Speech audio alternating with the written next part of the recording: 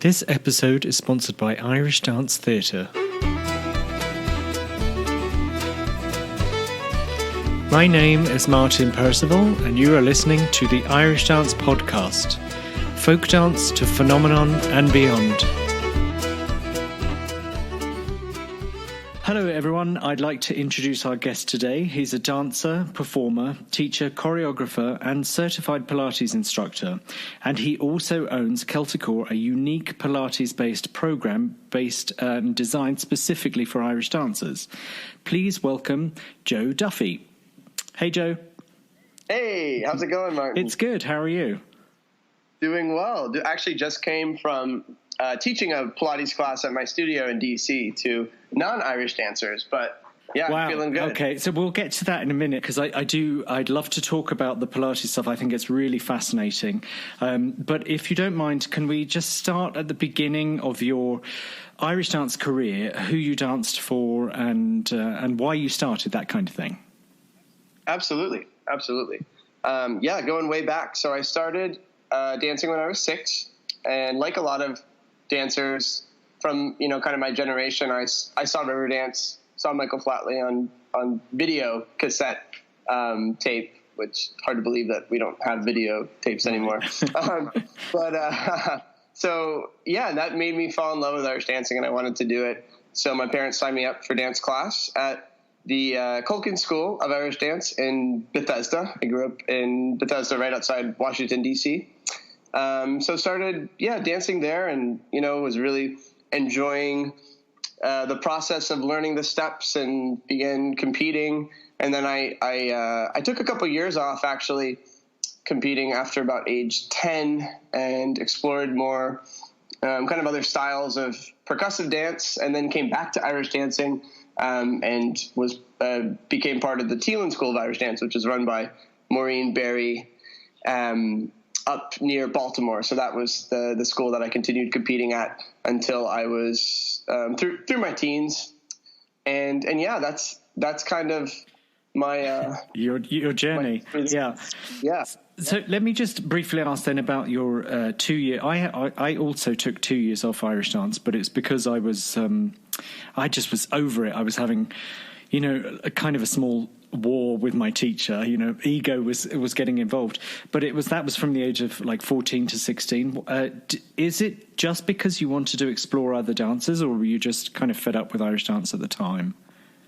I was a little bit discouraged with some placements I had at some competitions, so it was more I took a break from the competitive circuit, and at that point my eyes kind of opened up to other styles of dance and performing.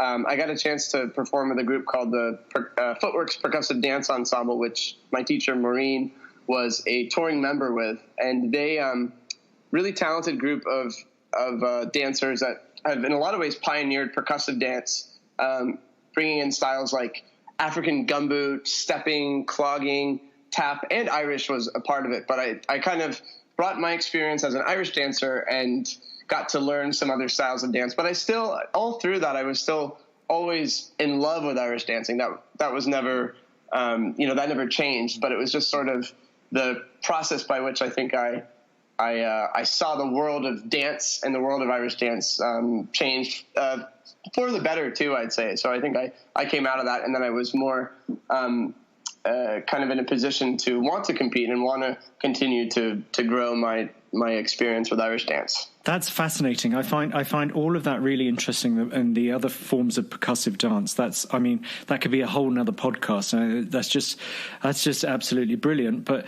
so you would probably from what it sounds like to me is that then you had you've always had your joy and love of Irish dance, but doing these other dance styles kind of cemented your passion for Irish dance. Yeah. Yes. Yeah. Absolutely. Well, that's great. Absolutely. That's great. And then, of course, always introduce you to the world of performance as well, which I think is really important. Yes.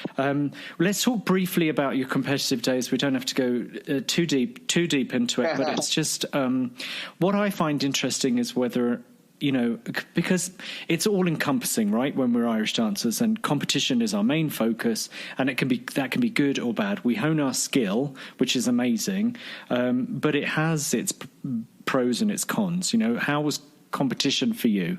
So my perspective on the competitive side of Irish dance is that it's such a great way to improve your technique. It's a great way to set goals, to prepare for a competition, and to kind of measure your own success. I think for me, one thing, I'm not the most competitive person, as in I'm not, my skill set is not really, and my passion and my drive is not come from feeling the need to beat someone else or be placed on a podium. I think my real passion and drive for Irish dance comes more from improving my own technique internally and feeling good about my dance style, and sort of going into the performance side of things really helped to open that world up. But I did still enjoy my time competing. I got to go to, you know, some really great events and meet some, you know, amazing dancers, and the whole scene in an Irish dance competition is really exciting, and it's a lot of positive energy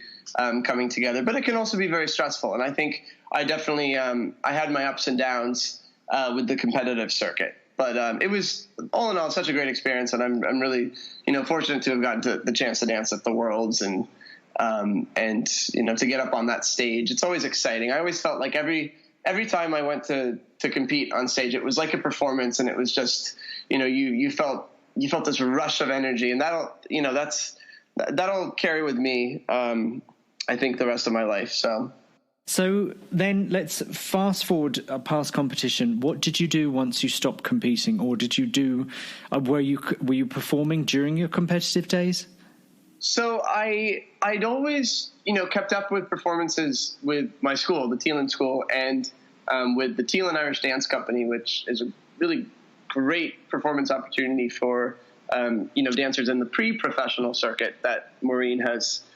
She's brought her own incredible, you know, touring dance career of all different styles. Like I mentioned, she worked footworks, and really got Irish dancers involved in performing and getting to do some of, so I got to sort of choreograph my own pieces with Maureen and working with the Teelan Irish Dance Company. So I was always performing, doing smaller gigs and shows with Teelan through my competitive years, and then in college, I pretty much stopped competing, and I think it was sophomore year. I just decided I was kind of overwhelmed with work, you know, the workload and everything. So, but at that point, my attention turned more to performing, and this idea that I really wanted to go at it full time and eventually hope, you know, the dream was always to get into a show like Lord of the Dance or Riverdance.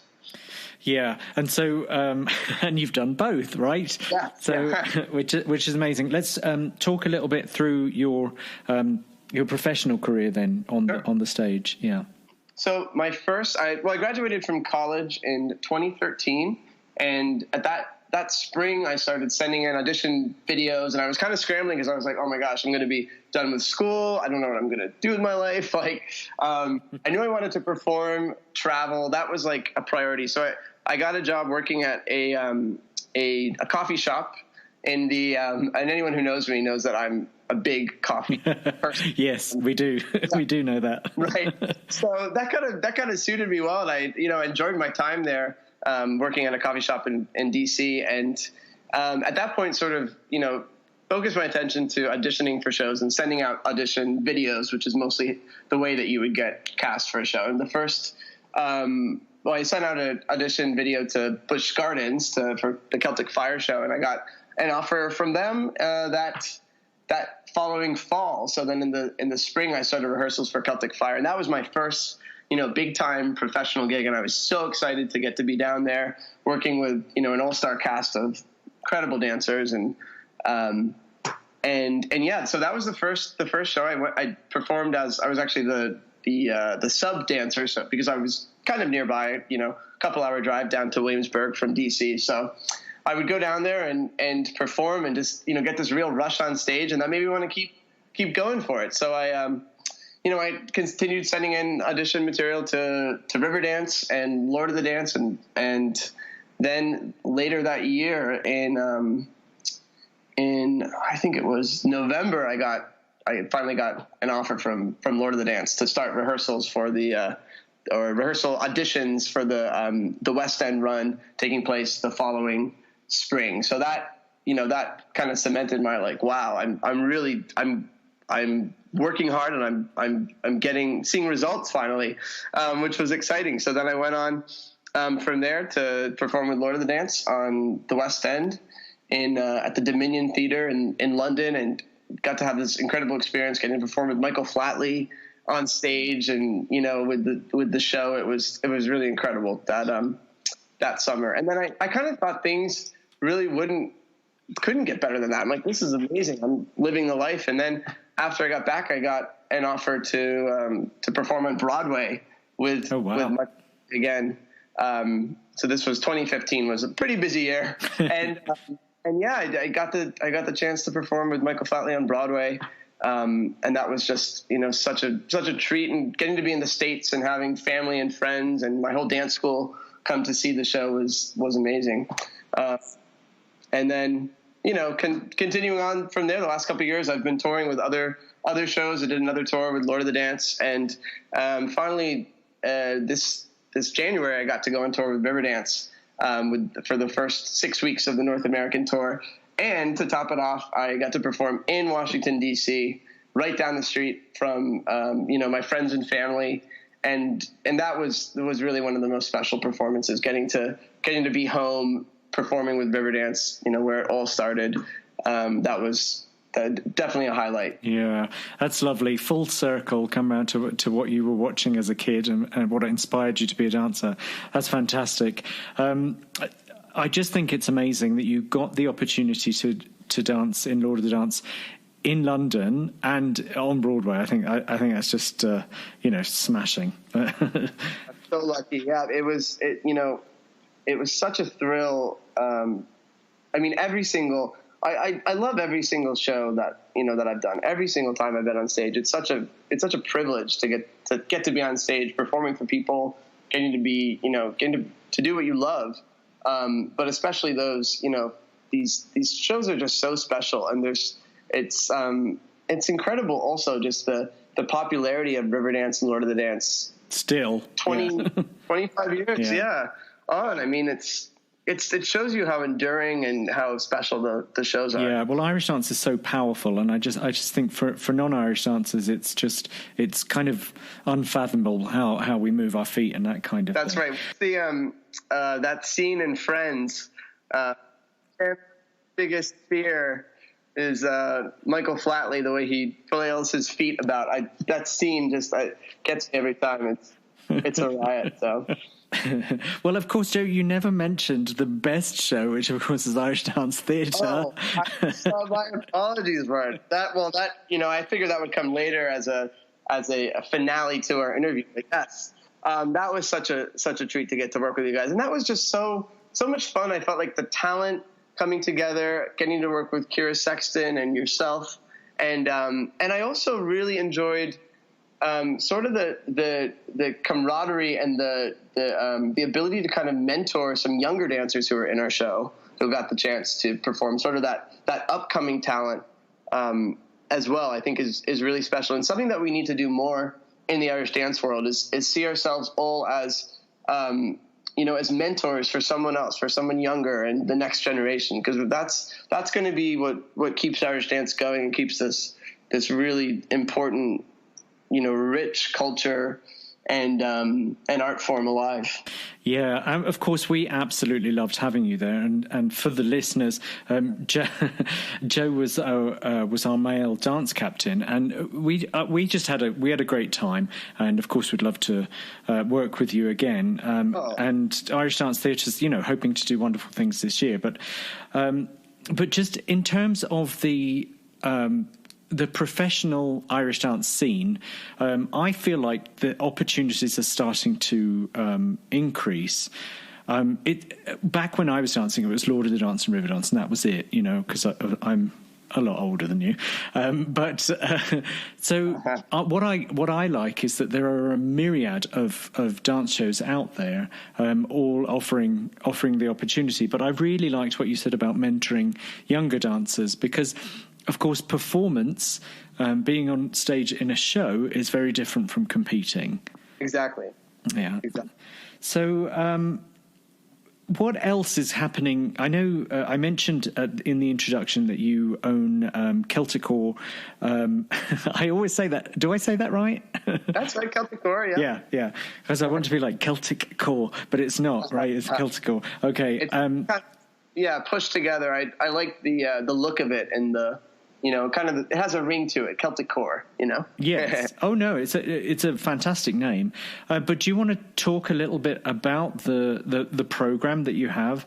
Because what I find interesting is that we're all taught a certain way. You had the benefit of having a couple of different teachers. And then, of course, once we get into a show, we start learning from different choreographers and other dancers, and you can expand your dance repertoire and your language. But I find that perhaps it can get a little limited if you grow up learning what your teacher teaches you and they have learned from their teacher, which is all great stuff, but it's just one focus, Exactly. Yep. So how do you aim to change the world? Well, Martin. So with CELTICORE, I think it's important, whatever we do in our careers, you want to bring your experience and bring the best of what you've done into it. So I'm really fortunate that, again, my dance teacher, Maureen, introduced all of her students, and it wasn't required per se, but it was recommended to do Pilates. I started Pilates when I was, I think, 15 or 16.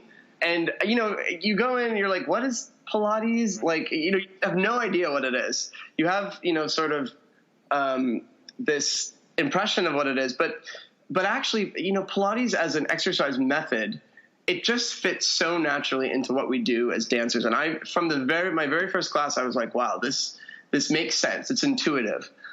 So, having been a student of Pilates and been practicing it for many years, and I got a certification in the Fuse method of Pilates, which is a really innovative style of Pilates, a modern take on the classical repertoire based in Washington, D.C. at the studio, which I continue to teach at. And I love the Fuse family so much. And they've really supported me through my performance and touring career.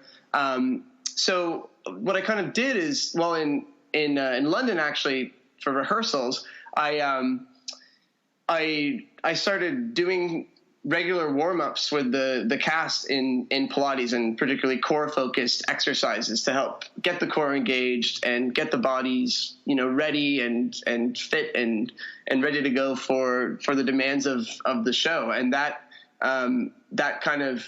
showed me that, and people were really into it. At first, people were a little bit like, what's this? And then, the whole cast was like, wow, that felt really good. We feel stronger. We feel like, empowered and ready to go. So at that point, it got me thinking, well, I'd love to, and there's no one who was doing anything with Pilates in the Irish dance world. Now in ballet and modern and other styles, you start doing Pilates as a complement to your cross training from the very start. Young kids know a lot of the basics of Pilates going into their careers. So I knew that I needed to put Irish dance and Pilates together, and I was trying to figure out a way to do that, and in order to reach as many people as possible. And I started CELTICORE Online Studio as it was, a premiere workout that I filmed with Siobhan Manson, a former lead dancer in Riverdance. We were actually on tour with the show The Young Irelanders, and it was kind of a way to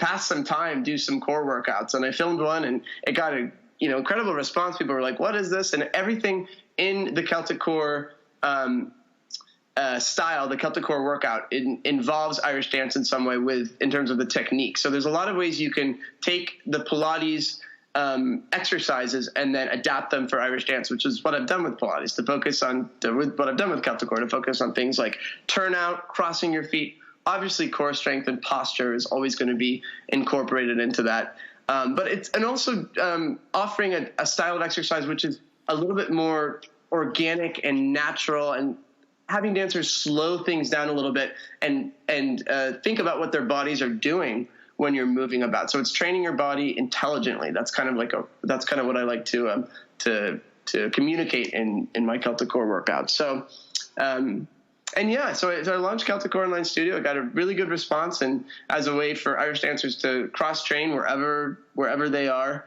whenever they want, using an on-demand online service. But one thing that's a little bit different that I've tried to do with CELTICORE is to really make it feel like a Pilates studio, because I love my Pilates studio. I love the feel of going into a really comfortable, safe space where you feel like you can be yourself and get to interact with an instructor who's able to kind of tailor a workout to your liking. And that's what I tried to do with CELTICORE, which is, not get and understand that anything online is going to be challenging to give a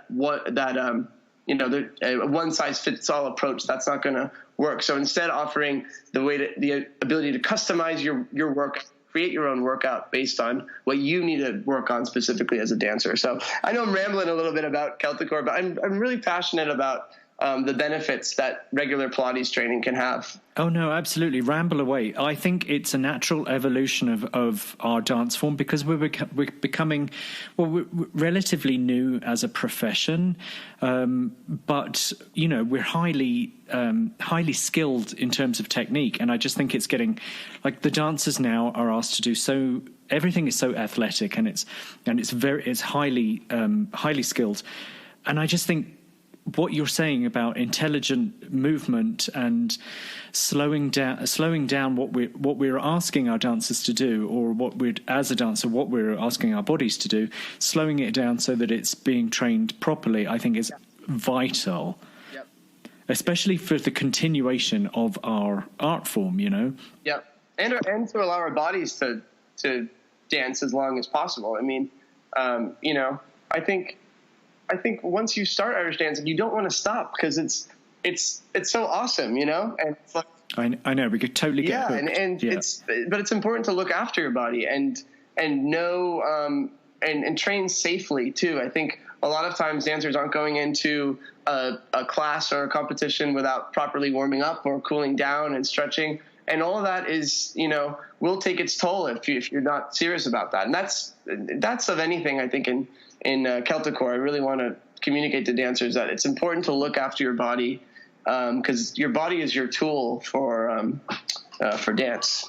Yeah, absolutely. And as an older dancer, I can look at younger dancers, and of course it doesn't seem to them that they need to do any of this stuff because they're young and everything's flexible and can bounce back so quickly and recover so quickly. But having been a professional dancer for a very long time, it really does take its toll on your body. And I really appreciate you saying that, especially if there's any younger Irish dancers listening, that, it is really important that if you want some longevity in your career, to look after your body. Absolutely. You couldn't have put that better, Martin. Exactly. So well, now talking about that, where do you see Irish dance? Because we keep getting more and more highly skilled. Where do you see Irish dance going in the future? I love that there's things like CELTICORE and, other cross-training aspects to a dancer's repertoire now. What's your opinion? Where do you think it's going? Well, I think we're headed in a really, really great direction. I think Irish dance is expanding, all over the world. So it's really special to see that people from, every continent practically. Well, maybe not Antarctica. We haven't had the penguins. Not yet. That could happen soon, But it's really great to see just the spread of Irish dance. The style of Irish dance is just incredible. It's so athletic. But what I really, and I have started to see this a little bit, what I would like to see is a kind of a return to the basics and the fundamentals, and showing especially younger dancers the power of traditional Irish dancing in its purest form. And I think one way that it sort of is preserved is through the shows Riverdance and Lord of the Dance, because just to me the steps in Riverdance, the steps in Lord of the Dance are so pure and rich and authentic, and it's great to see young dancers learning those steps, getting to experience, ways of learning those numbers and the basic rhythms that are really, simple is better in a lot of cases. And I think with Irish dancing, clean, really stylish, there's nothing better than that. So I hope to see kind of back to the basics in some way. And that doesn't mean going, old school per se, but just taking the old and acknowledging it and showcasing it as powerfully as we can, because I think there's a lot to be said for that. So I love what you're saying. I absolutely agree. And I think because there is a whole host of dancers in the last 25 years that have learned Riverdance and Lord of the Dance steps, it's kind of a common language between us as dancers. Yep. And I love step bento. Yep, totally. Yeah. Which is great, because we don't have a common language. We we have movements and people call it whatever name you've made up in your class. So I like that. And do you see it as an aspect of competition then to have a more traditional aspects of a competition? So like break it down a bit more? Yeah, I'd love to see kind of a range of ways that we evaluate dancers and in a competitive circumstance. I think with the trad sets, that's a great way that, there is a common kind of template for what a dance should look like, and then being able to see that tradition preserved. I know, because I just took my TCRG, and learning all those trad sets was a challenge, but it was really cool to get to work through some of the quote unquote basics, but I wouldn't say it's that basic. It's complicated to almost take things and break it down a little bit and realize, the traditional aspect of the steps. So yeah, in competitions, I'd love to see more, but at the same time, I'd love to see more like treble reel competitions and more that kind of showy side. But again, just all the while doing justice to the roots of Irish dance, I think, are really important. Absolutely. I like that as well with the traditional sets. Of course, you've got rocks and cross keys and stuff like that within it. So they're, it's highly developed movements and stuff like that. But it is nice to see traditional sets done well. And, exactly. I like that a lot. So briefly about competition, are there any negative aspects to the competition scene at the moment that you would like to see gone? Well, I think one thing for any young people growing up now, we are so connected with, through social media and technology, and that's great for so many ways. But there's also a side that I think some people can feel a little bit self-doubting, because of the constant stimulation of technology and, and alerts and notifications and everything. So I think it's important to with social media and competition, how they kind of work together, that you know when to, take a step back and know when's appropriate to post something, and know also acknowledge that maybe by posting something, you might make someone else not feel so good about themselves or their placement in competition or whatnot. So I think it's being sensitive and respectful towards other dancers, other dance schools, dance teachers, everyone, that we all have to commit to that respect and that sense of, camaraderie. We really need to make sure we're always doing that, Yes, I think that's very well said, Joe. Thank you. I agree with you, and I think it's up to us as a community to make sure that we're building people up and not tearing them down. Exactly. Yeah. And I love all of what you've said. Is there before we do our little rapid fire section, is there anything else that you would like to cover? I think that's pretty comprehensive. I really enjoyed our chat. Just again to mention to everyone who might be interested in CELTICORE, you can go to the website CELTICORE.com. That's CELTICORE.com, and we have a free trial still running on the CELTICORE Online Studio. Anyone can test out the program. Commitment free. There's no commitment whatsoever.